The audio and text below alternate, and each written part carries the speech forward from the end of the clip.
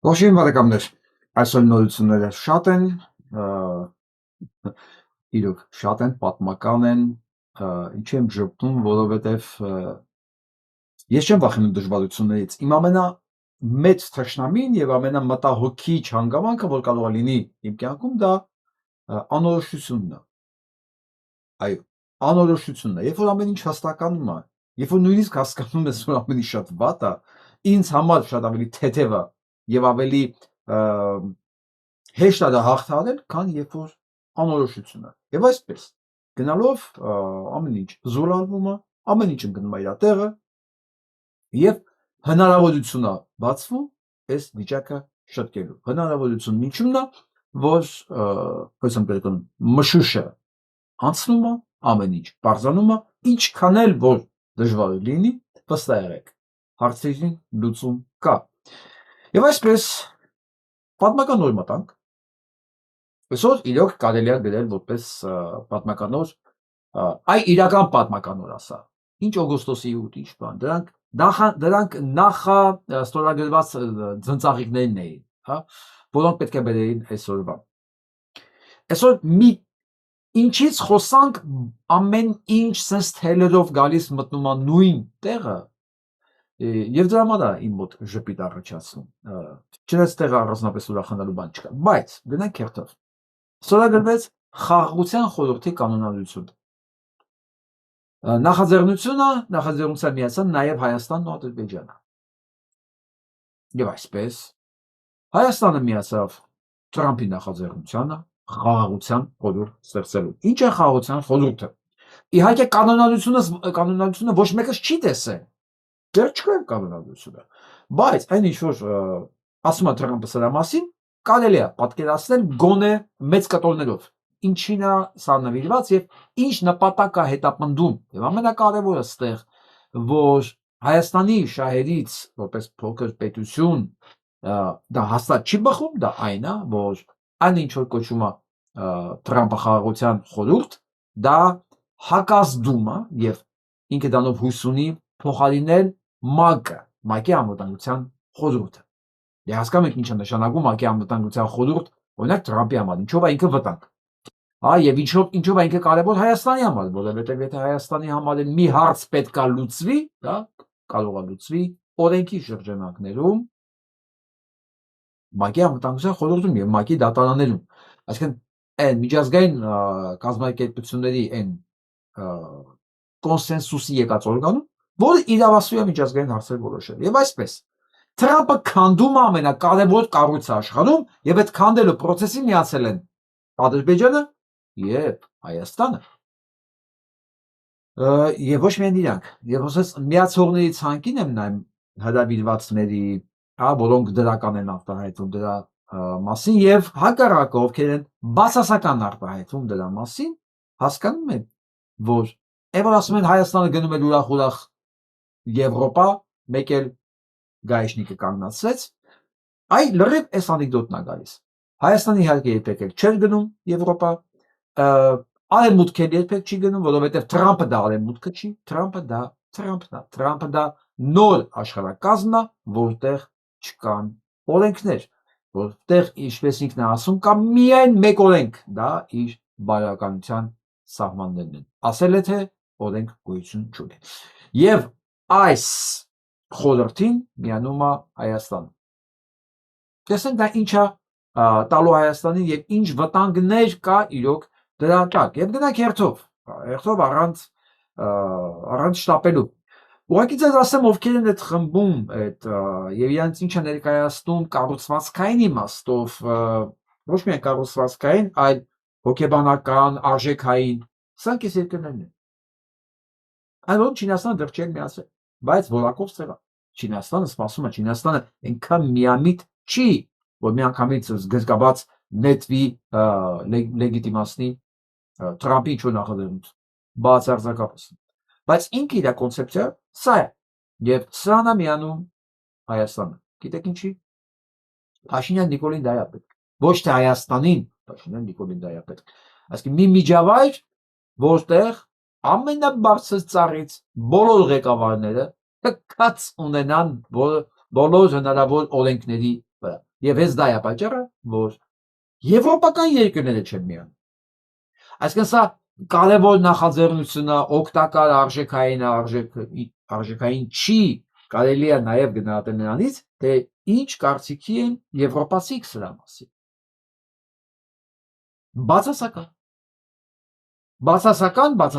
Բացասական։ Իրանք շատ լավ հասկանում են, որ այս նախաձեռնությունը գալիս է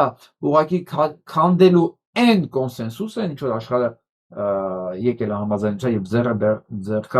ձեռքաբերել անցած 70-80 տարիներին։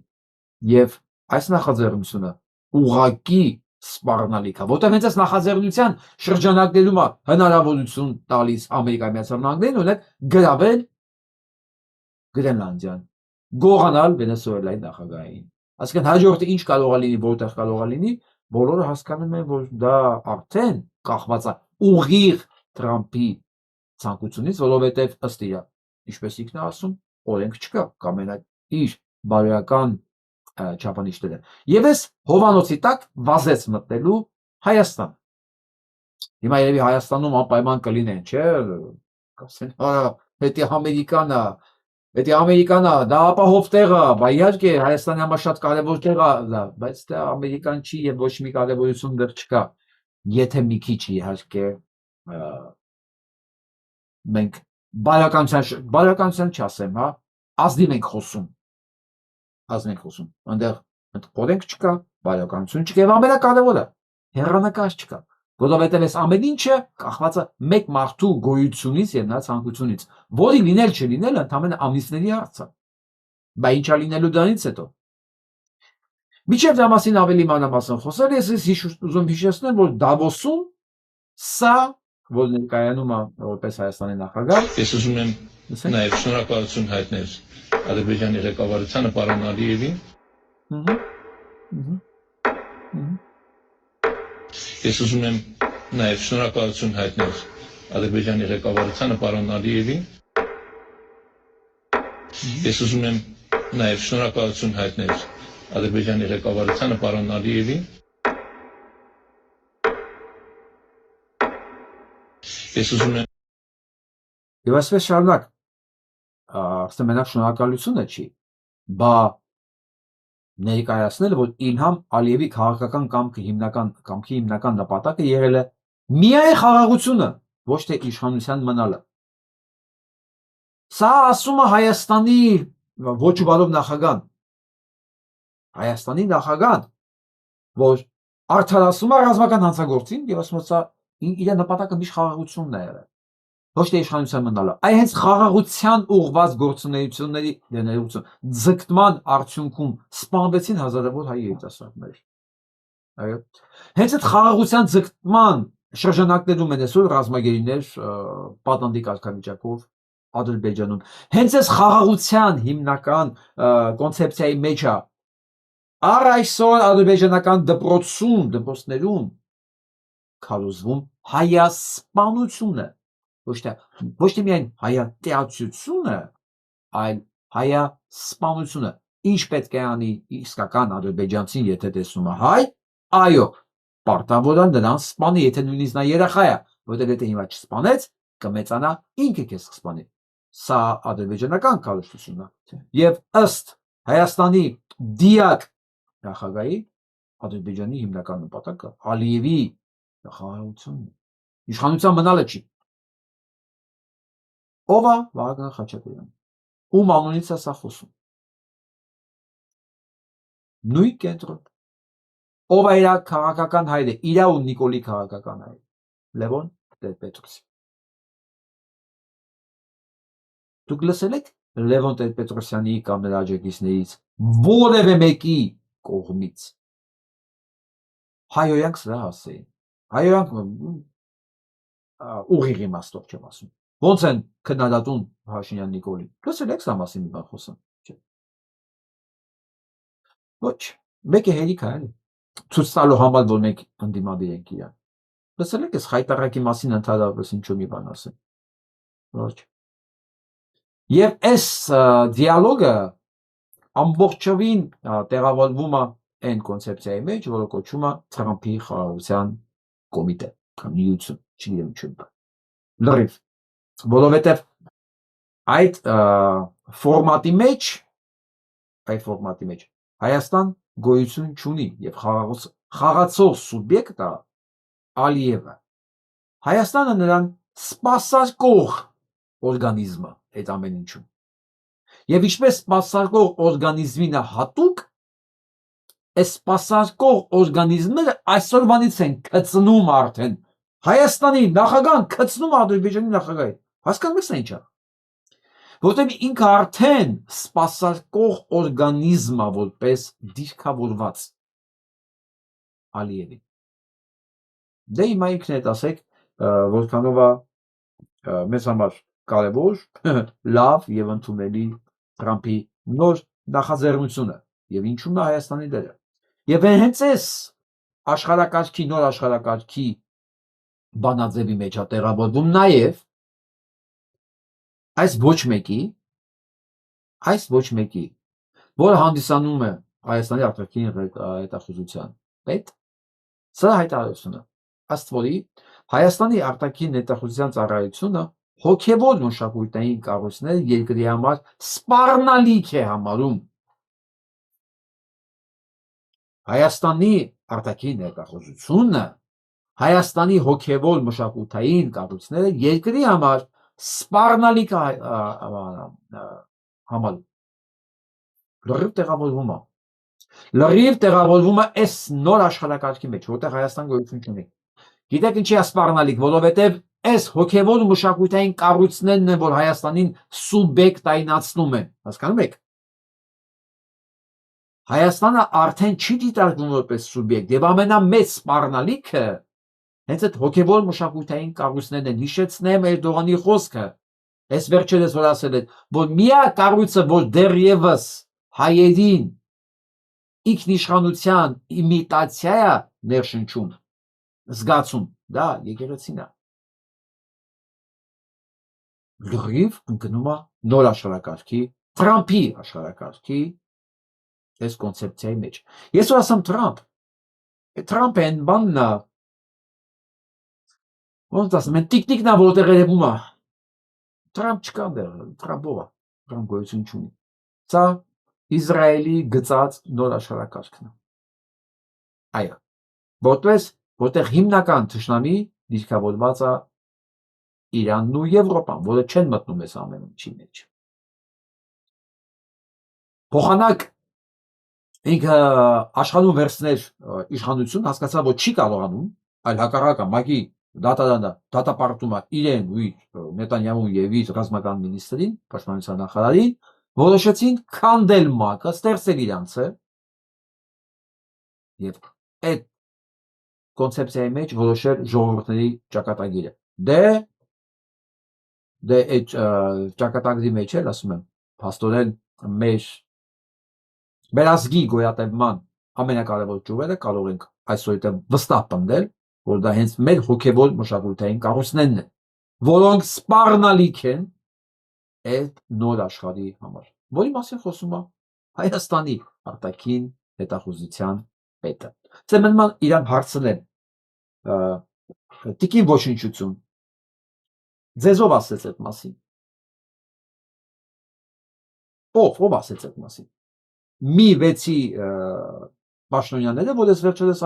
այցելել էին քեզ, ով կենտրոնական հետախուզության վարչությունից ականջիդ ասեցին, ով ասեց քեզ։ Գոշ գայլերն ասեցին, Ալիևը, ով։ Չէ՞ դու ուղեղ չունես մտածելու, քեզ ով գրեց տվեց այս տեքստը։ Հենց այս կոնցեպցիայի մեջ է նաև տեղավորվում սա մեկ վայրկյան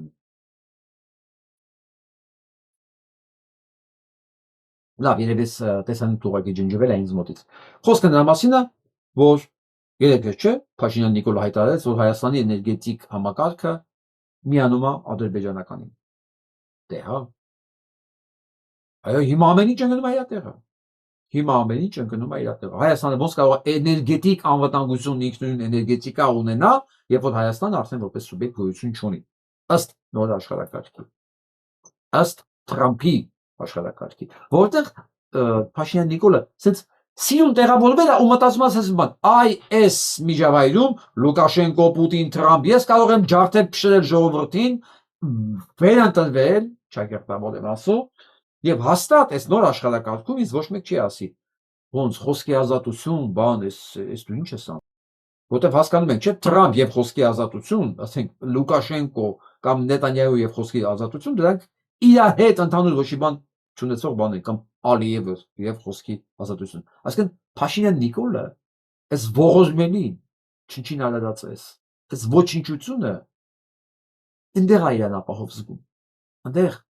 դրամալ եմ ասում, գնում է դիպել Եվրոպա եւ գայշնիկը կանգնացած, ասած խաղաղությամբ ես գնում։ Որտեղ ինչ Եվրոպա։ Փաշինյանի այդ կարգի ոչինչության համար ինչ Եվրոպա, Եվրոպան ինստիտուտներ է, Եվրոպան ստանդարտներ է, այրամներ կա միտեղ, որտեղ, ասենք, պեդոֆիլները ղեկավար են կառույցները եւ ըստ իրենց բարոյական նորմերի։ Այդտեղ լրիվ Փաշինյան Նիկոլը իրան կոմֆորտի մեջ ազգում եւ ոչ միայն ինքը, իր ամբողջ շրջապատը, իր ամբողջ ռոպագանդոն համակարգը, իր ամբողջ աջակիցները, որոնք բարոյազուրկ են որպես մարդ, որպես քաղաքացի, որպես հայ,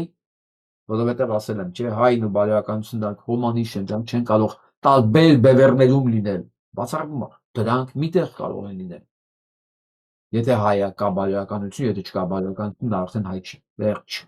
Դրա համար են ասում, այս ամեն ինչի միակ թշնամին, դա մեր հոգևոր մշակույթների կառույցն է, որտեղ հայը բարոյականության կրող է, հետևաբար այդ նոր աշխատակարգին չի կարող ինքը ասել այո։ Խնդրեմ, Հովակի Մանուկյանը կոչ է արել միասնության հայ առաքելական եկեղեցու շուրջ։ Բրիտանիայի թեմի առաջ։ Այդ սա վտանգավոր է այս նոր աշխատակարգի համար, գիտեք ինչի, որտեղ Եվրոպան չի մտնում այդտեղ։ Հեսա հասնելու ենք, հերթով գնալու ենք, հասկանանք ով ինչի համար է մերժում, ով ինչի համար ասում ոչ։ Մերժել է Ֆրանսիան, մերժել է Գերմանիան, մերժել է Բրիտանիան, մերժել է Ֆինլանդիան եւ այլ լիքը երկրներ։ Դե գնել բանը Դանիայի մասին չեմ խոսում։ Այսօր հաղորդում էի նայում ուղիղ Գրենլանդիայից, արդեն բլոգերներն ընդեր են։ Օ, ինչ ակտիվություն է այնտեղ։ Պարզվում է բավականին մեծ բնակչություն ունի, էսկիմոսների մասին այսօր հայկին շատ բան իմացա, նոր բաներ, որ մինչև այդ չգիտե։ Մի խոսքով, կարգին երկիր է։ Հետաքրքիրը գիտեք որն է, որ այդ երկիրը այնքան նաև երիտասարդ է իր բնակչության տոկոսային հարաբերության, որ այդ երիտասարդների համար նույնիսկ իրանք չեն ընկալում, որ իրանք բանի Դանիայի մի մաս են։ Իրանք ավելի շատ իրանք ընկալում էին նոր աշխարհի մի մաս, որը ավելի շատ իրենց Գրենլանդիան Ամերիկա է, քան Դանիա։ Թրամփի այս հարձակումների արդյունքում իրանք սկսել են ատել Ամերիկան։ Մի բան, որ միջև այդ իրանք իրենց համարում են այդ աշխարհի մի մաս։ Եվ ասում եմ ավելի շատ իրենց համարում էին Ամերիկայի քաղաքացի, Ամերիկայի չասեմ, աշխարհի քաղաքացի, քան Դանիայի։ Հիմա այս ամենը տեսնելով Գրենլանդիան, հասարակություն երիտասարդները ուղիղ խոսքը մեկ արած, որ Թրամփը ֆաշիստ է, Թրամփը մեր երկրի թշնամին է, Թրամփը հակամարդ է, Թրամփը հակադեմոկրատական է, Թրամփը մի խոսքով իրենց երկրի թշնամին է։ Դրա համար ոչ մի բարոյական հասարակություն, որտեղ ընտրողը ձայն ունի, ընտրողը քաղաքականություն աթելադրում, ասել է թե Եվրոպան, ոչ մի երկիր չունի ասա դրան։ Իսկ այն բոլոր երկրները, որտեղ Ալիևն է որոշում, ասենք Ադրբեջանն ինչ է ուզում, կամ Պուտինն է որոշում, որ Ռուսաստանն ինչ է ուզում, որտեղ որ Նիկոլին է թվում, որ ինքն է որոշում, թե Հայաստանն ինչ է ուզում, դրանք մի անգամից ծափերով սկսեցին ստորագրել այդ ամեն ինչը։ Հիմա ուղղակի ստեմ այդ հարցել է իմ առաջացել։ Այդ միլիարդը, որ ինքը դրել է մուտքի վճար, պատկերացնում եք, բիզնես եմ ասել է։ Թրամփի կլուբի անդամ լինելու համար 1 միլիարդ։ Ո՞վ է տալու։ Ո՞վ է տալու այդ 1 միլիարդը։ Փաշինյան Նիկոլը, Լֆիկը, ով Գրզոն, ով է տալու այդ 1 միլիարդը։ Հա ժողովուրդը պետք է հավաքի, թոշակներից պետք է հավաքեն էլի թոշակառուներից ասեն, այս տարի դուք թոշակ չեք ստանալու։ Հա, մենք էլ մի միլիարդ ավել ենք պարտկանելու, դե հիշում եք չէ, բանը ֆինանսների նախարարի սրանց, ասես հա, պարտքը փոխվում է, ընդամենը ուրիշ միլիարդ ալնում պարտքը եւ ինչ։ Առաջ մի միլիարդ է, հիմա ուրիշ միլիարդ է լինելու։ Ճշտել է պետք է միլիարդ թողա վճարել։ Եվ այսպես, այն երկրները, որոնք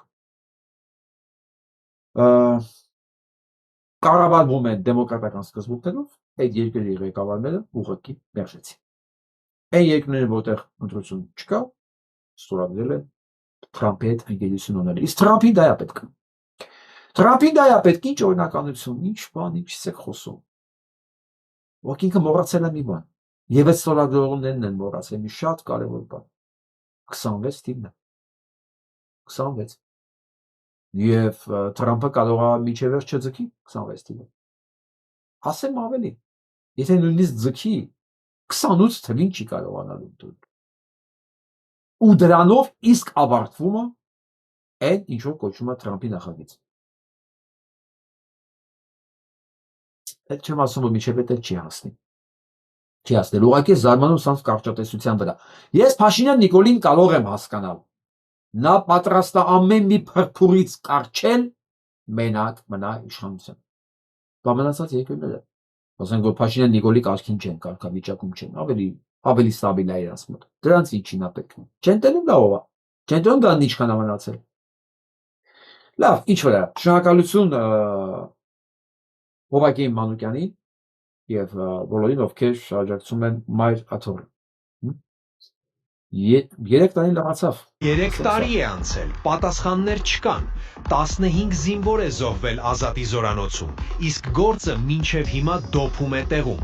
Ծնողները ուղիղ ասում են, հետանկարությունը տապալվել է, հրդեհի իրական պատճառներն այդպես էլ հայտնի չեն։ Այժմ պաշտպանությունը պահանջում է դատարան կանչել Նիկոլ Փաշինյանին եւ Սուրեն Պապիկյանին բացատրելու համար, թե ինչի վրա են հիմնված վառարանի համար բենզինի ողբերգության նրանց առաջին վարկածները։ Հենց այդ հայտարարություններն էլ դարձան մեղադրանքների հիմքը։ Նախարարն ասում է, որ իր խիղճը մաքուր է, զոհվածների ընտանիքները զայրույթով են պատասխանում։ Եթե 3 տարում չի կարելի ճշմարտությունն ասել, ապա իրականում ումից եւ ինչից են այստեղ պաշտպանում։ Պաշտպանության նախարարի խիղճը մաքուր է։ Խիղճը մաքուր լինելու համար խիղճա պետք ունենալ։ Ձեր հաստաղիկ է, ինչ խիղճ։ Ձեր նման, ձեր պարունակությամբ, ձեր ամբողջ օրգանիզմը մի հատ մեծ հաստաղիկ, ձեզ որտեղ է խիղճ, որ մի խիղճն մաքուր լինի ձեզ։ Ինչո՞վ է մաքուր։ Ոնց դու կարող ես 15 զինվոր սպանես, ու քո խիղճը մաքուր լինի։ Եթե դու նույնիսկ տեղյակ չես, դու նախարարն ես եղել։ Ոնց կարող է քո նախարարության ժամանակ 15 զինվոր սպանվի, վառվի։ 3 տարվա մեջ գործը չբացահայտի, խիղճը մաքուր լինի։ Դու անասուն չես, բա ոչ չասես, որ դու անասուն ես։ Ոնց կարող է տեսնա, այսինքն նշանակում է դու նույնիսկ պատասխանատվության զգացում այդտենց օրգան չունես դու։ Նույնիսկ պատկերացում չունես, որ նախարարը պատասխանատու է զինվորի կյանքի համար։ Ու ասում եմ խիղճը մաքուր է։ Դե հա, նույնիսկ եմ ասում, մաքուր խիղճ ունենալ համար նախ սկզբից խիղճա պետք ունենալու։ Իսկ ձեր բոլոր օրգանները նույն հաստաղիկներ։ Ինչպես դուք։ Լսեք, այս ամեն ինչը հիմա ուսես ծածկա դմփոց եք անում, լկտի խոսում եք, ինչ ուզում անում եք։ Նայեք այս մարդկանց աչքերին։ Նայեք։ Սա չի մոռացվելու։ Չի մոռացվելու ու դուք վերջում ձեր մասին լավ պատմություն կա։ Անպայման իմիջիայլոց մնացեք մինչև վերջ։ Անպայման սեղմեք այդ լայքի կոճակները, տարածեք, Ժորժ ջան, օգնեք այս ալիքին։ Օգնեք, ես զգում եմ այս համատարած դեզինֆորմացիայի մեջ ինչքան է ընկել նախընկնում ալիքի դիտողականությունը տարածումը եւ ինչքան շատ է կեղծ ինֆորմացիան, սուտ ինֆորմացիան շրջապատում։ Մեդիայում խայտարակ շատացել է։ Խայտարակ ագրեսիվ շատացել է։ Եթե մենք ուզում ենք այս ամենի դեմը ինչ-որ ձևով առնենք, ես առաջարկում եմ տարածել։ Ես ավելի չեմ կարող անել, քան հիմա ես անում եմ։ Մասնայինք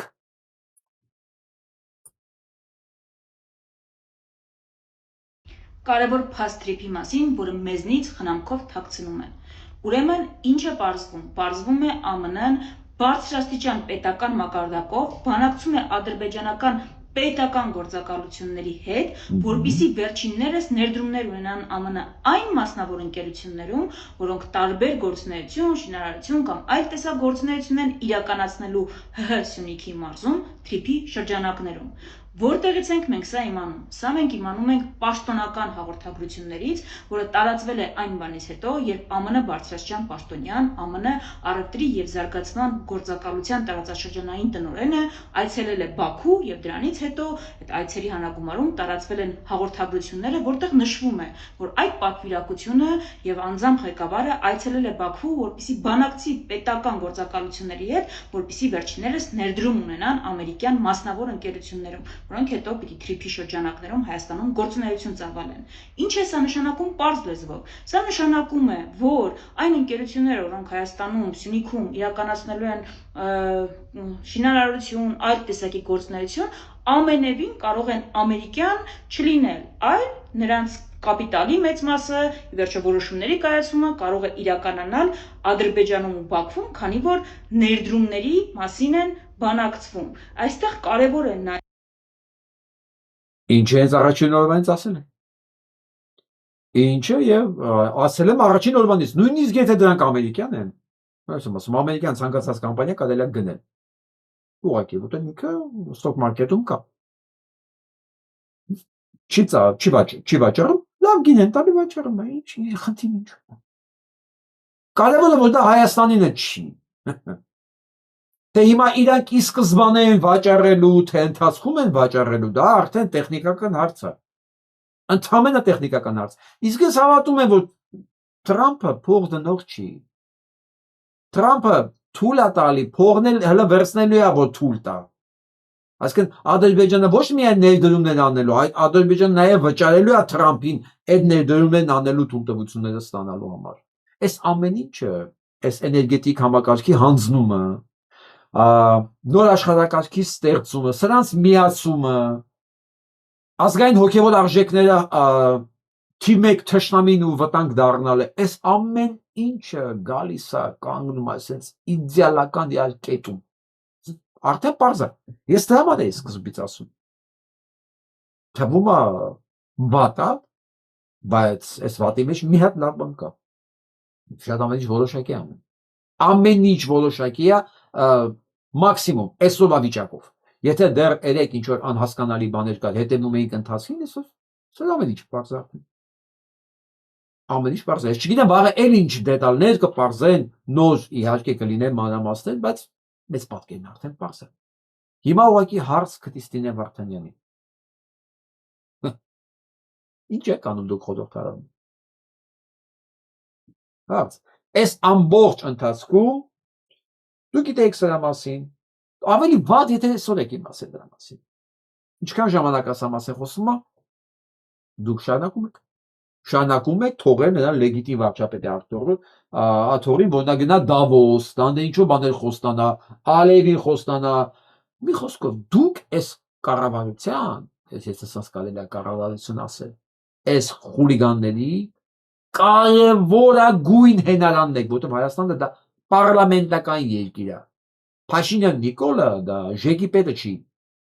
Փաշինյան Նիկոլը պարլամենտի կողմից ընտրված վարչապետի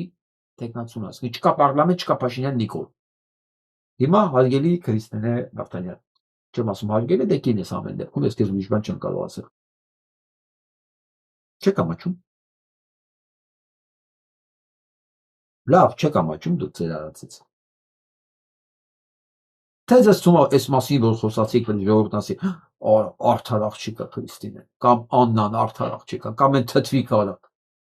արդար են, արդար, ճիշտն են խոսում։ Մեջն ինչ կա։ Ավելի լավ չէ չխոսայիք, գործ անեիք։ Ավելի լավ չէ վաղուց հրաժարված լինեիք Նիկոլ Փաշինյանին ծառայելու, այսօր այդ մասին չեք խոսա։ Այսօր Նիկոլը խոսում է, չէր կարող տալ։ Ոչ միտեղ չէր կարող գնալ որպես ներկանալ, որպես վարչապետ։ Ինքը վարչապետ չէր լինի ուղղակի։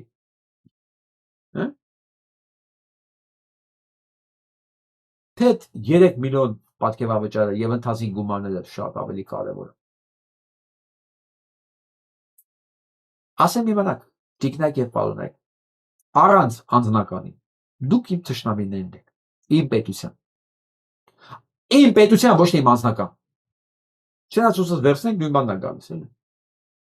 Սա անձնական ոչ իման չկա, ես չեմ էլ ճանաչում, բայց դուք բոլորդ ովքեր կաք այդ անտեր ազգային ժողովում նստած եք, կոճակ եք սեղմում թեկուզ դեմ, բայց նստած եք այնտեղ, դուք Փաշինյան Նիկոլի գործիքներն եք, որով ինքը քանդում է Հայաստանը։ Եվ նորից կրկնեմ, ու այս ամեն ինչում լուռ է Ռուսաստանը։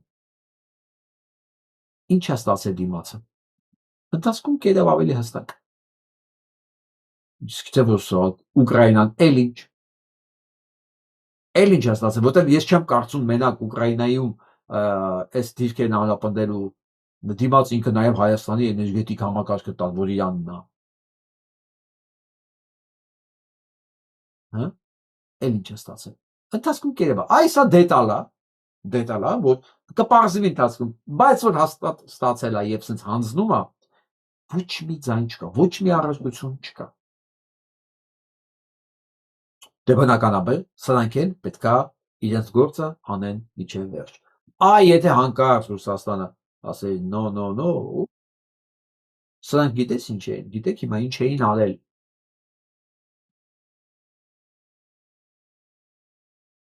Լավ չի։ Լսենք 107 միլիոն 500 հազար ԱՄՆ դոլար։ Այսքանով ավելացել է պետական պարտքը միայն 2025 թվականին այն պատճառով, որ կառավարությունը մեր ժողովրդի անունից երաշխիք է տվել Ամերիկա բանկին, որը այդքան գումար վարկ է տվել Լիդիան Արմենիա ընկերությանը, որպեսզի ամուլսարում հանք բացեն, ոսկի կորզեն, եւ այդ մնացածն թողեն մեզ, տակը ինչ մնում է, տակը մնացածն այդ Գիտեք ինչն է մնում տակը։ Թույնը։ Այս թրիպ կոչվածը եւ հետևանքները Հայաստանը վերածելու է Կոնգոյի, Զիմբաբվեի, այսինքն մեծ հանքավայր առանց բնակչության։ Ինչի համար։ Փաշինյան Նիկոլը մնա, ասենք, չգիտեմ, հանքերի վարչապետ։ Ինչի համար, որ Փաշինյան Նիկոլես գործողությունները լեգիտիմ համարով գովացողները այս տականքակույտը այսօր իր լապը աշխատի դրանով նույն ազգային ժողովի պատգամավորները Ամուլսարը ասեմ ես թրիպ այս ամեն ինչը զրո է Ամուլսարի վտանգի դեմը զրո ցանկացած պատերազմ ցանկացած ատոմային ռումբ զրո է Ամուլսարի շահագործման դեմը դա նույն ատոմային ռումբն է, որը Հայաստանը երկարատև 100 տարիներով զրկելու է ամեն ինչից։ Այդ մարդ չի ապրելու տարածքում, իրականանալու է Թուրքի երազանքը։ Հանդե ինչու մի քանի հոգի կմնան, ովքեր չեն վախենում, այսինքն ովքեր ողջ կմնան, ասենց ասեմ, հա։ Սպասարկող ազնագազմ, հյուրանոցներ, բարձերներ, բայց պետք է աշխատի, չէ՞, կաֆեներ, ռեստորաններ, օդանավակայան, չգիտեմ, գայշնիկ պետք է լինի, թե չպետք է լինի, հա, ասենք մի 2090-ից կմնա, բա ոնց, բերետավորներ պետք է լինեն, հա, իհարկե պետք, ասենք ով ողջ կմնա, բա ինչու մի բան պետք է լինի, չէ՞, տարածքում, սպասարկող, հա, ժողովուրդ չի լինելու, Հայաստան չի լինելու, գյուղատնտեսություն չի լինելու, առողջություն չի լինելու, առողջ օդ, ջուր, մի խոսքով ոչ մի բան չի լինելու։ Կմնան մուտանտները մենակ, կամ մուտանտ կդառնան նրանք, ովքեր կմնան։ Սա է նշանակում Ամուլսարի շահագործումը։ Սա է նշանակում Փաշինյան Նիկոլ ընտրել եւ աջակցել։ Ամբողջ ազգը, սա մենակ բանը չէ, նույնիսկ եմ ասում։ Սա թրիպը չի։ Սա ադրբեջանական թուրքական վտանգը չի։ Սա աղետ է։ Քանդած սարն է, էլի, այսպես ասած։ Հիմա տեսեք, շարունակաբար խոսեցինք այդ Ամուլսար ծրագրի ռիսկերի մասին։ Կառավարությունը գնահատում պատվիրեց, այդ գնահատման մեջ 1000 ռիսկ գրեցին։ Ով ինչ զբաղվեց, ոչ մի բան։ Բանի տեղ չդրեցին այդ ամեն ինչը, շարունակում են նույն ձև մարդկանց խաբելով, ժողովրդին չտեղեկացնում։ Ասեմ ավելի, դատարանն էլ արգելեց բացելը, բայց իրենք թքած ունենան, պետությունը թքած ունենա դատարանի որոշման վրա։ Ցանկացած մարդ, ով արդարացնում է Փաշինյան Նիկոլի գործունեությունը, ինքը հանցագործ է։ Ինքը հանցագործ է, լսեք, ո՞ս կարելի է դատարանի որոշումը անտեսորեն ասել հալավանում։ Հանցագործ ինչ է։ Ասնելով վստահ եմ այս լսողների մեծ մասը, եթե ոչ բոլորը տեղյակել չեն, որ այդ ծրագիրը շարունակում է, երբ փողը տվել ամերյա բանկը վար, կառավարությունն էլ երաշխիք է կանգնել, իսկ մեր օրենքով դա պարտք է ճանաչվում, ու հիմա դա մեր վզին է, այսինքն որ դրսի ներդրում էին խոս տալիս, այդ է դրսի ներդրումը, մեր տեղի փողը տալիս են վարկ, օտար ընկերության, որի վերջին իմ ունեցած տվյալներով, գուցե այս քանի օրեր փոխված լինի, չգիտեմ, նախորդիվ դրա խոշոր բաժնետերեր ամերիկյան, կանադական ընկերություններ, ամերիկյան հիմնականում։ Տեսել եք այդպես բան։ Պետությունը փողը տա ուրիշին, որ իրա անդեր քանդեն։ Իր երկիրը սպանեն։ Ոչ թե նայագալի փող բերի, պետությունն է փող տալ այդ սնանկացված, սնանկ ճանաչած ֆիրմային, որ գա իր անդեր կքանդի, երկիրն ավելի։ Ու ասենք մի քանի միլիոն փող ունենա տեղից։ Մարամ Սարգսյան։ Այս ամեն ինչի ամենամեծ ոգևորված շահառուներից մեկը։ Հիմա դրանց աջակցողներին ինչ ասես դա։ Բառ չկա, հայոյանք չկա, որ կարող է բնորոշի, դուք ասեք, գրեք ինչ եք մտածում։ Այս է ճշմարտությունը, ժողովուրդ ջան, թե ոնց է այս կառավարությունը ձեզ սիրում, մեզ սիրում, թե երբ ոնց է շահագործում հայ ժողովրդին եւ խաբում շարունակաբար։ Հետևեք իմ էջին, ես շարունակ։ Դրանից մեկին նայեք։ Որ դեմ է խոսում հայ-ադրբեջանական կարգավորմանը եւ հայ-թուրքական կարգավորմանը, կամ օտարերկրյա գործակալ է, սրիկա է, կամ ապաքաղաքական ապուշ է։ Ինչպես Այս Արեգ Քոչինյանին էս Թուրքիայում Բաքվում Հայաստան ներկայացնողին այս բազմավաստակ անառակի ծնունդին իմ անունից փոխանցեք, որ էլ աշխարհում բան չկա, էլ խոսք չկա, որ ինքը դրան արժանի է, արդեն հնչել է իրան մասին։ Դու ինքը պատրաստվի, որ գալու է օրը, այսենց կենթանի, պետք է ինքը դրա համար պատասխան տա։ Սենց պետք է կանգնի իր ամբողջ այդ քաշով հանդերձ, այդ իր այդ, հա։ Այս ամենի համար պետք է պատասխան տա ինքը։ Ինքը անձամբ ներում բեկում չի լինելու։ Ես հիշաչած չեմ, բայց ես թշնամիներից չեմ ներում ու լավ հիշողություն ունեմ Թարսի նման։ Իրան ասեք, ուղղակի այսօրվանից որ դրան պատրաստի։ Իսկ հիմա լսենք Սամվելը սրան ինչ ասում։ Հուշում է ժողովրդական իմաստությունը, գողն առաջինն է աղաղակում բռնեք գողին, արեք դուք խաղաղություն չեք կառուցում, դուք լվանում եք Ալիևի ձեռքերը, լեգիտիմացնում Արցախի հայաթափումը, 44-օրյա ու սեպտեմբերյան պատերազմները ու նոր գալիք ագրեսիաները, դուք առաջարկում եք խաղաղություն միակողմանի զիջումներով, բայց սպասեք արեք, սա դեռ ամենը չէ, ինչ ես ձեզ համար պատրաստել եմ, թույլ տվեք հատուկ ձեզ համար անցկացնել պատմական զուգահեռներ, դեռ 1930-ական թվականներից Ֆրանսիայում ծաղկում էին այսպես կոչված քաղաքասարակությունները, որոնք տարածում էին ռեյխի պրոպագանդան, խաղաղության ու եղբայրության շղարշի տակ։ Ու հենց դա է պատճառներից մեկը, որ Ֆրանսիան կարճ ժամանակում հանձնվեց ու օկուպացվեց։ Կոմիտե ֆրանս-ալեմանը, Ֆրանսիա չի դիմադրել։ Հիտլերը զարմացած էր մնացել, մտավ Փարիզ։ Սնայում գնաց Նապոլեոնի գերեզմանի մոտ կանգնեց, ասեց. քո Փարիզը, քո Ֆրանսիան էլ գոյություն չունի։ Ֆրանսիան, որ միայնակ բոլոր կայսրություններին են պատերազմ էր վարում։ Տասնյակ տարիներ։ Այդ Ֆրանսիան գոյություն չունի։ Որովհետև հասարակությանը պատրաստել էին այդ կապիտուլյացիային։ Պատրաստել։ կոլաբորացիոն, լիգ ֆրանսեզ եւ բազում այլ ՀԿ-ներ, գրողներ, լրագրողներ, քաղաքասարակությունների ներկայացուցիչներ, ինչպես Պիեր դրու Լարոշեր, Բերտրան դե Ժուվել, ովքեր ֆրանսիացիներին համոզում էին, որ Գերմանիայի հետ համագործակցությունը անհրաժեշտություն է, խելամիտ է, պետք է հաշվի նստել ուժեղ հարևանների հետ։ Նույնությամբ այն, ինչ դուք եք ասում։ Նրանք նաեւ փոխանցում էին Ռեյխի խաղաղասիրական ուղերձները։ Մի խոսքով նաեւ անում էին այն, ինչ անում եք դուք։ Ուղիղ մեսիջներն էին, որոնք Ունիշ Ադրբեջանի նախագահի օգնականը մեզ խնդրել էր փոխանցել Հայաստանի հասարակության։ Նրանք իրենց կոչում էին քաղաքասարակություններ, մտավորականներ ու խաղաղության միջնորդներ, բայց Այն դեպքում իրանք շարքային անառակի զավակներ են։ Շարքային, ինչ ասեմ, լեյտենանտ Շմիդտի որդիներ, հա։ Անկենսագրություն, անբովանդակություն, անհայրենիք, անինքնասեր, անարժանապատիվ լեյտենանտ Շմիդտի որդիներ։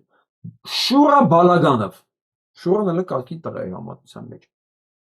Ավելի բարոյական էր, քան սրանք։ Գոնե վերջում լացում էր։ Ափսոսում էր, որ Պանիկովսկուն ծեծեց սագը գողանալու համար։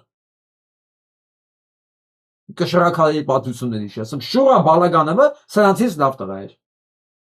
պատմությունը տվեց իրենց իրական գնահատականը, կոլաբորանտներ։ Ու ես ձեր փոխարեն ինձ այդքան ինքնավստահ ու հանդուգն չէի պահի։ Չէ որ ցանկացած պետենի կգտնվի իր Շարլ դե Գոլը։ Իսկ պատմությունն ամողոք է, այն ձեզ համար էլ ունի պահած գնահատականներ։ Իսկական քաղաքասարակությունը ծառայում է իր պետության ու հասարակության շահ։ Սամեջան ոչ թե պահած մենակ գնահատականներ, պահած մահակներ, պահած փշալարեր, պահած ժանգոտած տրուբեկ, հասարակություն ամեն ինչ պահել է, ոչ մի բան չի մոռացել, ոչ մի բան, այսքան երեխա է կսպանել, սենց անհետևան գնալու է անցնել, գնահատականներից բացի շատ պահած բան կա, վստահ եմ։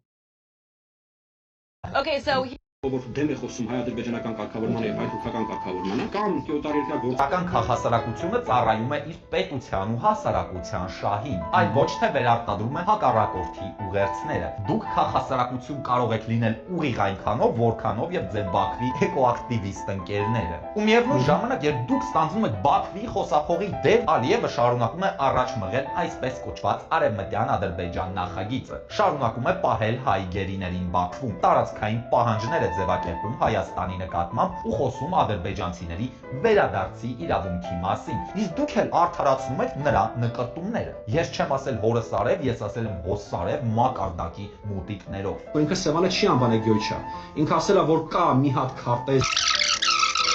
Ես ձեզանից ավելի լավ մուտիկ էի ապրել։ Հա, մեկ էլ Ալիևը պատերազմ չի ուզում։ Չէ, Ալիևը չի ուզում մնա իշխանության։ Ալիևը խաղաղություն է ուզում։ Սանով ասելով են էշը, որ պատերազմը հետ իշխանության մնալու համար է։ Այնքան ապուշա այդ Խաչատրյան Վահագը, այդ դիակը, որ իր խոսքի մեջ ասում է, որ փաստորեն, չէ, ինքը իշխանություն չի ուզում մնա, ինքը ուզում է խաղաղություն, այսինքն պատերազմը իշխանության մնալու համար է, ինքը ստանալու բացահայտում է նաև դա։ Ինչ զավեշտալի է, դուք բոլորին գործակալ եք անվանում, բայց մոռանում եք ժողովրդական իմաստությունը։ Գողն ամենաբարձրն է աղաղակում բռնեք գողին։ Ու այս ամենի համատեքստում խնդրում եմ պատասխանեք ինձ արեք, ով եք դուք։ Կամ կյոտարերկրյա գործակալ, սրի կամ ապաքաղաքական ապուշ։ Հասանային։ Հարգելի հայրենակիցներ, ես խնդրելու եմ շտապ տարածել այս տեսանյութը, որովհետև այն ինչ տեղի ունեցել մեր փաստաբան գործընկերներից մեկի հետ կարող է տեղի ունենալ բոլորիդ հետ, ընդ որում ոչ միայն Երևանում բնակվող, այլ նաև Հայաստանի Հանրապետության վերջերս ցանկացած վայրում բնակվող անձանց հետ։ Ուրեմն ինչ է տեղի ունեցել։ Մեր փաստաբան գործընկերներից մեկի անչափահաս որդին իր բնակության վայրից դուրս է եկել եւ երբ որ պատրաստում էր ներկայանալ արտադպրոցական պարապմունքների շենքի շքամուտի մոտ նրան մոտեցել է մի տրանսպորտային միջոց եւ այդ տրանսպորտային միջոցի վարորդը պլաշով սեր դուրս է եկել եւ փորձել է երեխային համոզելով նստեցնել ավտոմեքենա, նշելով, որ երեխայի մայրը այդ ամենի մասին տեղյակ է, նրանք կգնան, քաղցրավենիքներ կգնեն, խաղալիքներ կգնեն եւ հետո կճանապարհվեն գեղեցիկ ու լավ օր անցկացնելու համար։ Երեխային այդ տեղի ունեցած այդ երևույթը շատ զարմանալի է թվացել եւ հասկանալով ամեն ինչ նա դիմել է փախուստի, իսկ այդ տրանսպորտային միջոցի վարորդը իր հետևից։ Ինչևէ, երեխային հաջողվել է դիմել փախուստի եւ այդ ընթացքում ահազանգել հորը ու պատմել կատարվածի մասին, հայրը միանգամից ներկայացել է ոստիկանության բաժին, տեղի ունեցածի մասին պատմել եւ արդեն գնացել երեխայի մոտ, երեխան գտնում է շատ հոգեկան հուզված եւ խիստ լարված վիճակում։ Հիմա այս ամենի մասին տարածելու նպատակը ոչ միայն զգույշ լինելն է, այլ նաեւ ոստիկանության աշխատակիցների աշխատանքը քննադատելը, որովհետեւ մինչեւ հիմա ոստիկանությունը որևէ գործողություն չի ձեռնարկել, արդեն այսօր երկրորդ օրն է եւ ոստիկանությունը մեր փաստաբան գործընկերոջը պարզաբանում է, որ տեղամասային տեսուչը փորձում է այդ հարցով զբաղվել։ Նախ առաջին օրը ոչինչ չեն արել, ոչ աշխատանքային ժամով պայմանավորված, իսկ երկրորդ Հին դեռ սովետական ժամանակաշրջանից հատուկենտ բաներ կարող է լիներ, գողություններ, անցագործություններ, որոնց մասին տեղեկ չէր նախորդ ոստիկանություն։ Այդ չեմ ասում ոչ միայն ոստիկանություն տեղեկ չէր, որ դա իր վերահսկողության տակ չի։ Հատուկենտ դա կարող է պատահական այդ ջեփ գիրն այդ գողությունը։ Այս կարգի բաները ոչ իրանք տեղյակ են, սա իրենց վերահսկողության տակ արվում։ Իրենց վերահսկողության տակ է։ Ոստիկանություն կոչված է այսօր կազմակերպված հանցագործության գլխավոր մարմինն է։ ԱԱԾ կլինի, քննչական կլինի, ոստիկանություն կլինի։ Ոչ թե իրանք տեղյակ չեն այդ հանցագործությունից, իրանք են դրանց կամ նախաձեռնողը կամ տանիքը։ Թե չէ մեքենա գա երեխայի հետևից ու սենց անհետանա չգտնեն Հայաստանում, երբ որ ամեն բորձուրի վրա մի հատ կամերա է դրած, չի մասնա խոսքը։ Դրա մոդել ասում են, մեր բանը չի։ Թաղայինը զբաղվում է, հիշում եք մատես գործեր կար, որ թաղայինի մակարդակի գործեր, ու միջև բանը փնտրում են հանցագործների, կազմակերպիչների, հոկտեմբերի 27-ն էր, Ուչասկովի մակարդակի գործը։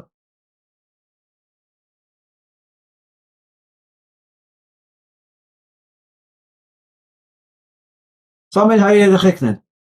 Ռուսաստանում գիտեք ինչքան մարդ հայ զով է։ Ուրեմն նայեք 7200 հոգի 2 տարվա մեջ, 3 տարվա մեջ։ Հեսա կլինի 4 տեր աստված, 4 տարվա մեջ։ 7200 հոգի սպանվել է, 1650 հոգի անհետ կորացան։ Հասկեն։ Մոտարապես 9000 հոգի։ Մոտ 9000 հայ սպանվել է մենակ այս պատերազմի ժամանակ եւ անհետակորեն 9000 ինչի հարց եմ տալիս ինչի բեք չեմ ես երեխեքը գիտեք այս երեխեքից քանիսին էին փախցել որ երեխեքը չծառայեն հայկական բանը որ գնան ասենք Պուտինի համազով էին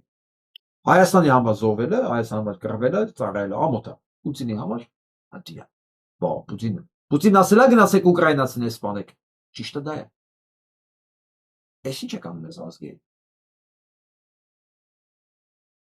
Ես ուղղակի բառեր ես տեղ չեմ կարողանում գտնել։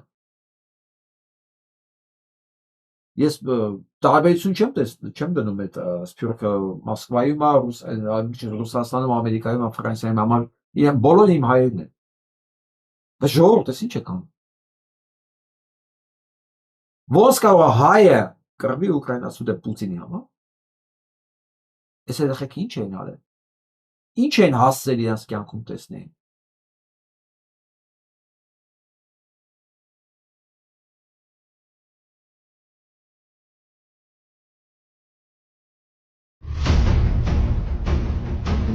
Գրենլանդիա։ Սա Գրենլանդիան է։ Հենց պրեմիեր մինիստրն էլ այսպես դիմավորում է Թրամփին։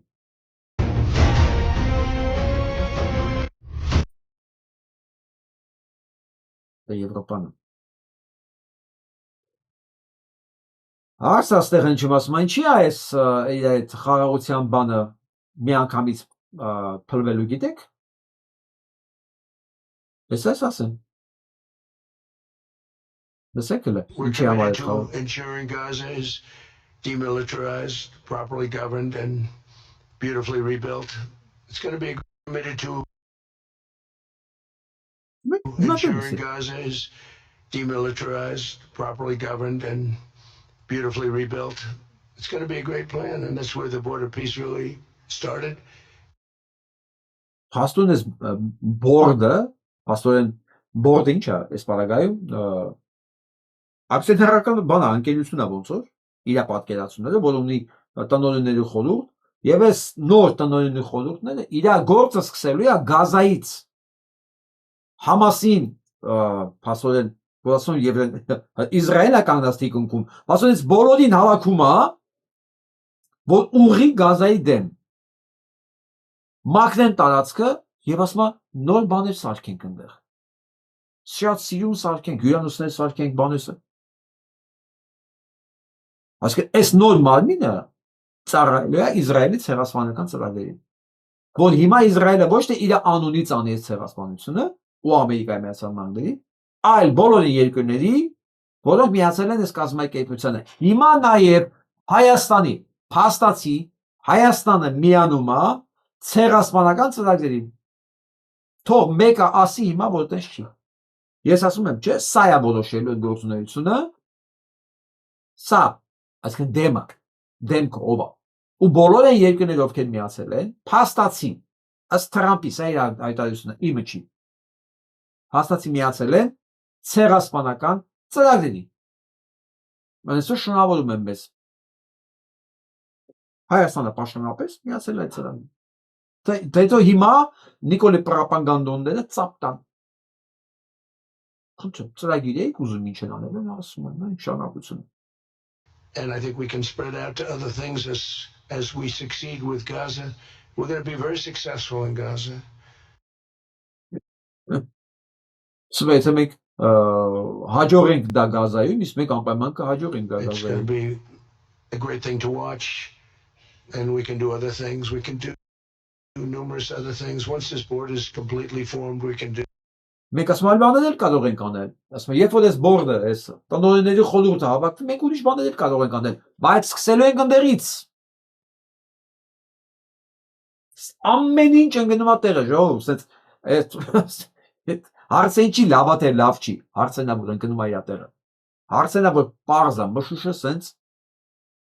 իջնում է։ Դու ճանապարհը տեսնում ես։ Հասկանում ես այնտեղ անդունդա, այստեղ գնալու տեղ չի, այնտեղ վտանգներ կա, բայց գոնե տեսնում ես, գոնե գիտես ինչի մասին է խոսքը։ Դե թող հիմա մեկը ասի, որ տես չի։ Դուք էլ նայեք, դուք էլ ինձ ասեք, ով է ասելու էդի, կամ ով այդ քաղ վերլուծաբաններից խոսալու, որ Հայաստանը միացել է փաստացի Իսրայելի նախաձեռնած ցեղասպանների միությունից։ Ասում այս բանը ոսայքում է ծառայեցնել է իր նպատակներին, վերջ։ Յուսում Թրամփ չկա, Թրամփը ով է։ Նշանակած մի հատ կապիկ ընդեղ։ Որի նշանակում է այն մարդիկ, ովքեր ծառայում են, ովքեր սնվում են Իսրայելի լոբիստական ընկերությունների եւ ֆինանսական կառույցների ձեռքից։ Հիմա էլ փաստորեն տենց քաղաքականով եկավ ավելին դարձավ, քան ընդամենը Իսրայելի ծառայող, ասենք, ամերիկյան քաղաքական գործիչներ։ Աստորեն դրանց ձեռքով ինքը ստացել նաև այլ երկրների նախագահների։ Դե շնորհում եմ։ Նիկոլ Փաշինյանով իացողներ։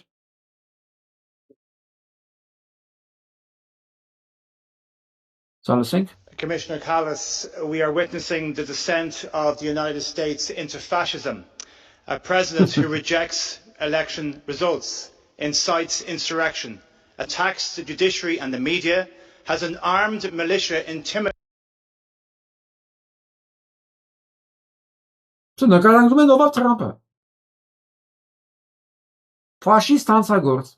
արդարադատության դեմ արշավ կազմակերպող, դատարանների որոշումն արհամարող։ Սա եվրոպացի քաղաքական գործիչների միասնական կարծիքն է, չկա այնտեղ ուրիշ բան, որովհետև ես ասացի հաղորդման սկզբում, այդ քաղաքական գործիչները պատասխան են տալի այս ժողովուրդների իրենց ընտրողների առաջ։ Լուկաշենկո չէ։ Նույնիսկ այնտեղ Կալասը, Կայա Կալասը չի կարող այլ հայտարարություն անել։ Ոչ էլ Ուրսուլա ֆոն դեր Լայնը կարա փրկիստե Թրամփին։ intimidating minorities, who kidnaps foreign leaders and threatens the sovereignty of Ասում որ սա մեկն է, որ մարդը գողանում։ Ուրիշ երկրի նախագահը գողանում, ուրիշ երկրի բանը սովերենությունն է սպառնում։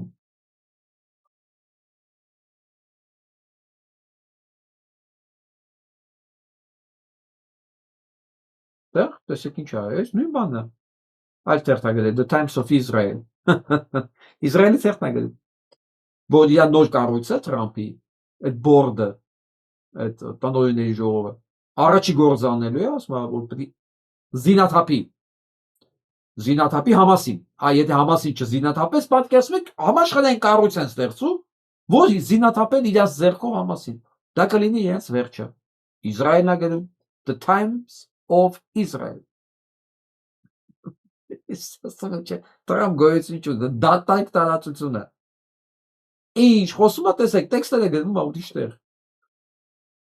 Ու մի անգամից ուղիղ ասում են, որ հանկարծ ներշելի Տրամփը սխալ բան կարդա։ Հանկարծ պատահման ուրիշ բան կարդա։ Ֆինլանդիան մերժել, խնդրեմ, Finnish president explains why his country isn't joining Trump's board of peace։ Նա բացատրել է ինչու, չէ՞։ Մենք քիչ լսենք։ Լավ, իսկ քանի որ ամբողջը լսել եմ, ձեզ չծանրաբեռնեմ։ Նույն պայմաններով։ Որ Տրամփը միջազգային իրավունքներին դեմ է,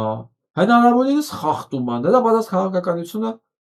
կոնսենսուսը համաշխարհային կոտրում է, գնում է հակառակ ՆԱՏՕ-ի պլաններին, դարձել է ինքը արդեն վտանգ, ինքն ավելի մեծ վտանգ է դարձել, քան Ռուսաստանը։ Դրա համար Ֆինլանդիան չի միանում։ Ես ուզում եվրոպական ոչ մի երկիր։ Կարող ասենք Հունգարիան միանա։ Հունգարիան ինչ եվրոպական երկիր։ Հունգարիան ավելի շատ սովետական երկիր է, Ռուսաստանի կույրաղիկն է այնտեղ, քան ասենք եվրոպական երկիր։ Բայց կապրենք տեսնենք, ես չգիտեմ, ենթադրում եմ, որ դա։ Միանգամից տեղել ականջներ ներված։ Իսրայելը բլոկ անում իսպանական արտադրության այս բաները, կառույցները չներողությունը, հետաքննությունը, Պեգասուսի վիրուսի հետ կապված, որովհետև իսպանացիները սկսել են փորձել, Պեգասուսը սա իսրայելական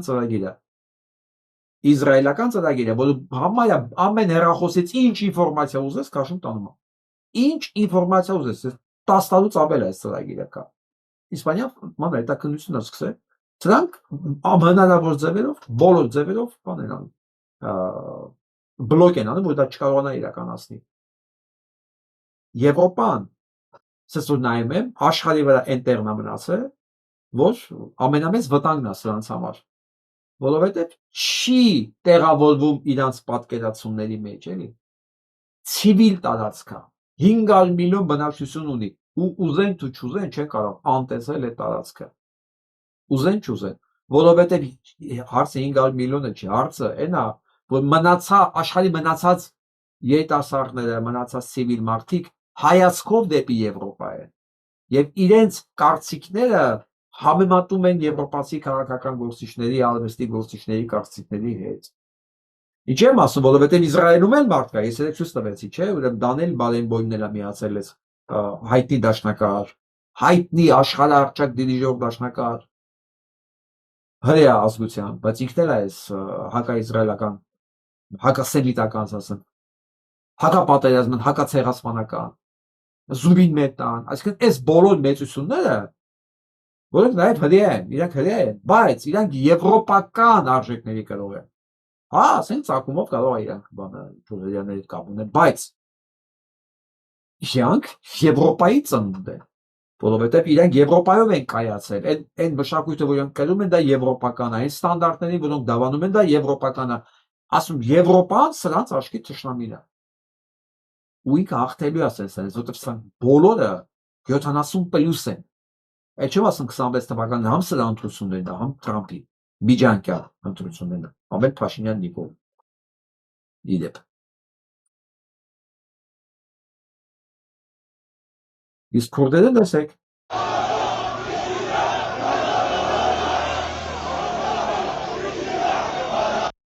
Սրանք Թուրքիայի քրդերն են։ Թուրքիայում քրդական դեմոկրատական կուսակցությունը, որը իր առաջնորդի ուղեկցությամբ շարժում է Քոբանի, որտեղ քրդերը պաշարված են։ Գնում են փրկել իրանց հարազատներին։ Ես գիտեք ես բանտեսերանները նայելուց ինչ հիշեցի։ Այն որ Բաղանիսը ոսկե պար էին հանձնում, այն ժամանակ չգիտեմ ով էր ասեց, Արցախը տվեցիք հասկացանք, Բաղանիսը խեք տալի։ Բաղանիսները տալիս են, որտեղ Արցախի տալը հասկացանք։ Հիմա երևի թուրքերը նայում են մեզ, ասում են, այ տեսեք, երբ որ մտածում եք Քոբանին մեզանից հեռու է, ավելին ասեմ ինքը Թուրքիայի տարածքում չի։ Բայց Թուրքիայի քրդերը չեն կարող հանգիստ նայել իրենց եղբայրներին ոնց են կոտորում, որովհետև հասկանում են, որ սա մեծ ծրագիր է։ Սա մեծ ծրագիր է, հենց էլի այս կոնտեքստի մեջ է։ Ինչպես հայերն են վտանգված, այնպես էլ քրդերն են վտանգված։ Որովհետև այս կոնտեքստի մեջ, այս նոր համաշխարհային բանի մեջ, կարգի մեջ քրդերն էլ տեղ չունեն։ Ոչ հայերը տեղ ունեն, ոչ քրդերը տեղ չունեն։ Տարածաշրջանը տրված է Թուրքիային, վերջ։ Ամերիկան ու Ռուսաստանը համաձայնության եկել։ Սենց բանձիկով տվել են Թուրքիան, ասում են ինչ ուզում ես արա։ Այն աստիճան որ Էրդողան ասում է Թրամփին Սիրիայում քրդերը հանկարծ ինքնավարություն չունենան, հա, հանկարծ տեսված չունեն։ Այդ էլ այնքը որոշում։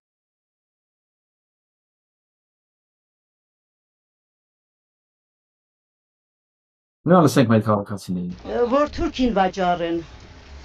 Խլեցին, որ Ռոմանոս Պետրոսյանը ամիսը 5 միլիոն դրամ աշխատավարձ ստանա ու իր անգրագետ դուք տեսել եք ինչա կատարում Էլցանցում, ոչ մեկը մասնագետ չեն, ինչքան ԿՊ-ի վրա խացկար ընդեղ աշխատում է հիմա, բոլոր մասնագետներին հանեցին։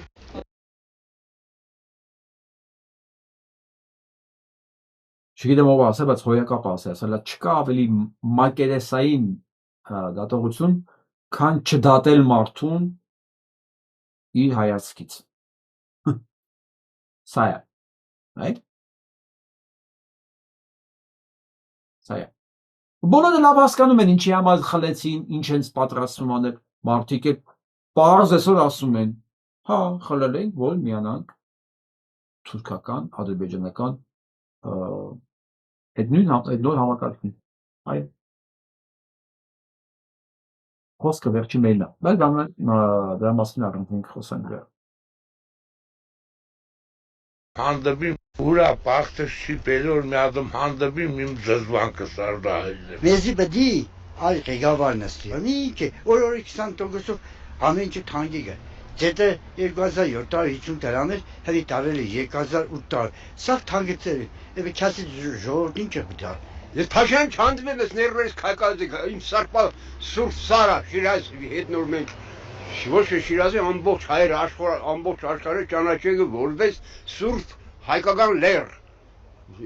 Իսկ ինքը այդ լերը արդեն աղավաղեց։ Չէ մենք չեսին հազար ծևից մեկ ազգային նպատակներ ունենք, ամեն ինչ խորձակել է։ Չգիտեմ, գուցե էմոցիաներս չկարողանամ այդ ժամանակ զսպեմ։ Ինչ պիտի ասեմ։ Խոսքեր չեմ պետք ասեմ։ Ինչ կասեմ։ Բաներ կա, սերուկ է, երբ որ ես իրան տեսնում եմ բանքս։ Այս բոլորի ասածը մեծ հաշվով նույնն էր։ Տեսնենք։ Լսենք մի հատ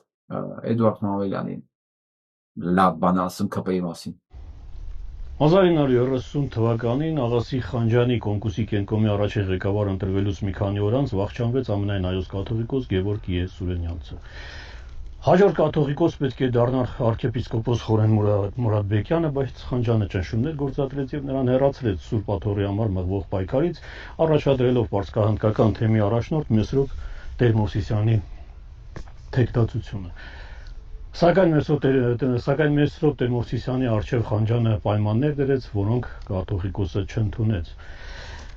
Նրանից հետո Խանջյանը դիմեց Ստալինին առաջարկությամբ լուծարել Մայր Աթոռ, ընդհանրապես չեղարկել կաթողիկոսի ընտրությունները եւ լուծարել Մայր Աթոռը։ Միևնույն ժամանակաշրջանում 1930-ականների գարնանը Բաղդադից մինչև Տրիպոլի եւ Հայֆա ձգվող նավթատարների ողջ երկայնքով Գալուստ Գյուլբենկյանը նախաձեռնեց այդ փախստականների համար կացարանների շինարարությունը, սակայն այս նախաձեռնությանը հիստերիայով արձագանքեցին Թուրքիայից նոտա հղեցին Ստալինին, առաջարկելով, ոչ թե առաջարկելով, այլ պահանջելով չեղարկել այդ խայտառակ նախաձեռնությունը, Ստալինը սրա համար օգտագործեց Աղասի Խանջյանին, ստիպելով նրան բարձր ամբիոնից վարկապեկել Գալուստ Գյուլբենկյանին, ինչից հետո Գալուստ Գյուլբենկյանը պարզապես հրաժարվեց հայկական բարեգործական ընդհանուր միության նախագահի պաշտոնից եւ այդ կացարանները մնացին կիսատ։ Հետագայում իհարկե Բերյանի սենյակում գնդակարեց Աղասի Խանջյանին, մեր մտավորականներին գիտեք Չարենց, Բաքուն, Ծալազան։ Այստեղ պարզատա։ Էդուարդն ինձանից չի նեղանա։ Որտե՞ղ փաստորեն ոչ միայն Փաշինյան Նիկոլը, Աղասի Խանջյանն էլ է ուզեցել կաթողիկոս նշանակի, ընդհանրապես լուծարի եկեղեցին։ Հետո իր ձեռքով վիրավորել են Գալուստ Գյուլբենկյանին, չեն թողել որ փախստականների համար այդ ամբողջ այդ երկայնքով այդ գազատարի հայերի համար կացարաններ կառուցի իր փողերով չեն թողել, օգտագործել են Խանջյանին ու հետո գնդակարել։ ԿՊ-ից ցանկացած մեկը պետք է հասկանա, որ սա նույն բանը եղել է իրենց առաջ ու իրանք ոչինչով օրիգինալ չեն, բացարձակապես։ Դուք չեք կարող օրիգինալ լինեք, դուք կարող եք օրիգինալ լինել ձեր տականքության մեջ, հասկանում եք, բայց հետևանքների մեջ դուք օրիգինալ չեք կարող լինել, մի քիչ էսկան, մի քիչ ներքև, մի քիչ վերև, չեք կարող լինել, դուք չեք կարող օրիգինալ լինել եւ չի կարող պատմությունը չկրկնվել, որտեղ ինքդ ես սովորություն ունի, մանավանդ նրանց համար, ովքեր չեն սովորել պատմությունից։ Այնպես որ դուք ոչ առաջինն եք, ոչ էլ երկրորդը, ոչ էլ վերջինը։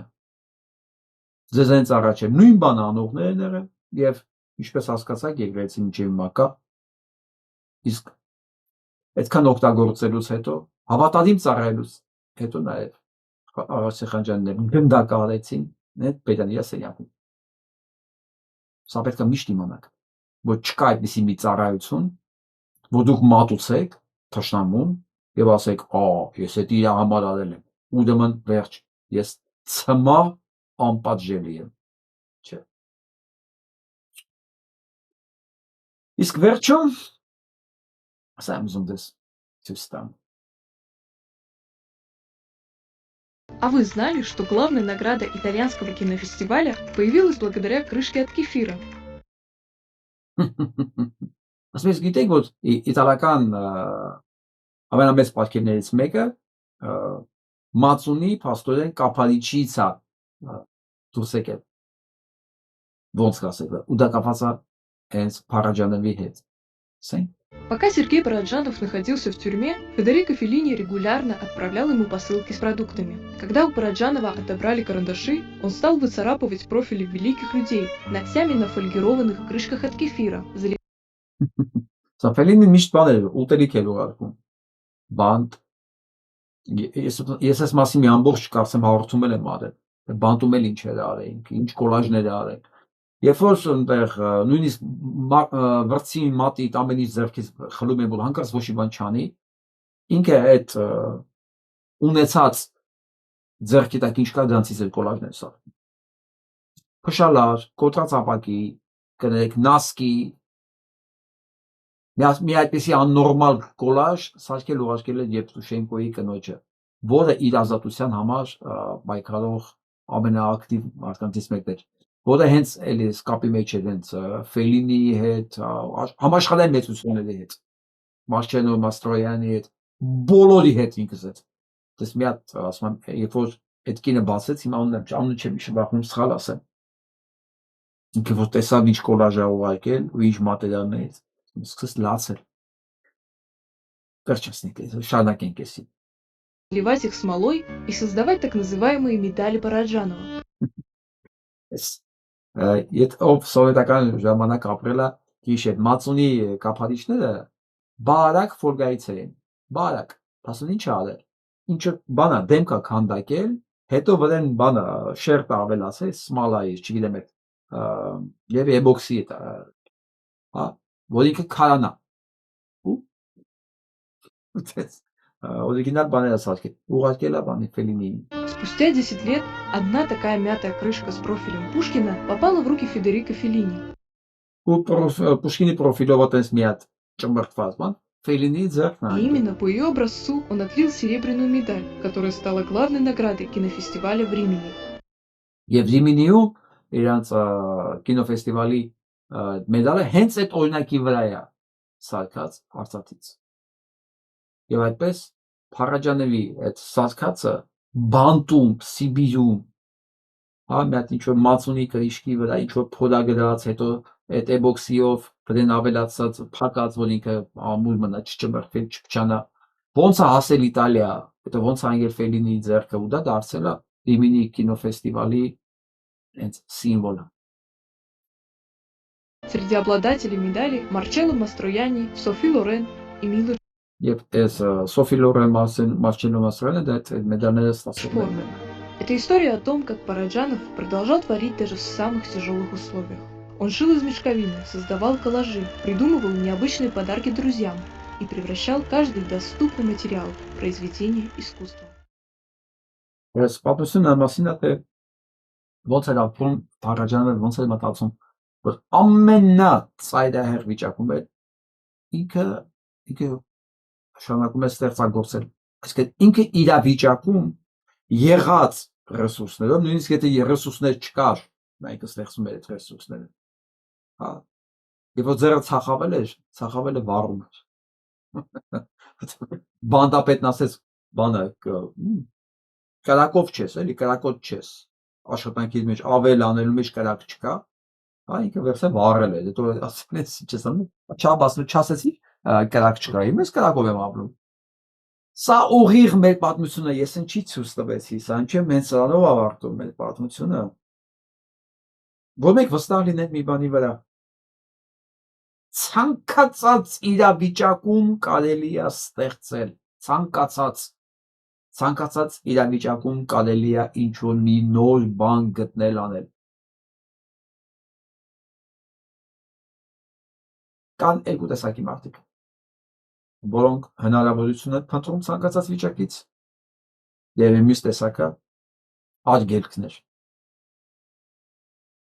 Ես ուզում եմ մենք հնարավորություն փնտրողներից լինենք։ Արգելքը սենսենս կա, խոչընդոտները սենսենս կա։ Ցանկացած վիճակից կա երկու լուծում։ Դա կախված է ուղիղ մարդուց։ Ու այս օրինակը, Փարաջանովի օրինակը, ախա շատ լացեր օրինակ է, իր ամբողջ կյանքն է ասենց եղել, ամբողջ կյանքը։ Ինքը միշտ այդ հարցերի լուծում է տվել։ Այն աստիճանի լուծում տվել, որ ինքը չկա, բայց աշխարհում ինքը կա։ Ինքը բանտում էր, բայց աշխարհի մեծերն իր համար կռիվ են տալի։ Վերջը կարողացան հասնել նրան, որ Բրեժնևն ասեց, ով է այդ Փարաջանովը։ Պատկերացնում եք, ուր գնում էր Փարաջանովին էին։ Ասում ինչ ես բանտարկած պարոն Փարաջանովին։ Վերջը բաստողեց։ Բաստողեցին ու սկսեց էլի կինոներ նկարել։ Դժվարությամբ բայց արեց։ Որովհետև այդ տեսակներ, այս տեսակի խնդիրը։ Ես ուզում եմ մենք այս հոգեբանությամբ ապրենք։ Որպեսզի չվերանանք առնվազն։ Ես չեմ ասում զարգանալու մասին։ Չէ՞ որ մեր նպատակը մենակ չվերանալը չի։ Մեր նպատակը կարծում եմ բոլորիս ի վերջո զարգանալն է, ուժեղանալ, հզորանալ։ Բայց սկզբի համար առնվազն կոնե պետք է չհանձնվել։ Ցանկացած իրավիճակում հաստատ ելքն ու հնարավորությունները փնտրել, հնարավորությունները։ Իսկ դրանք կա, այսօր կա։ Այսօր մամայս կանա, լավ մնացեք։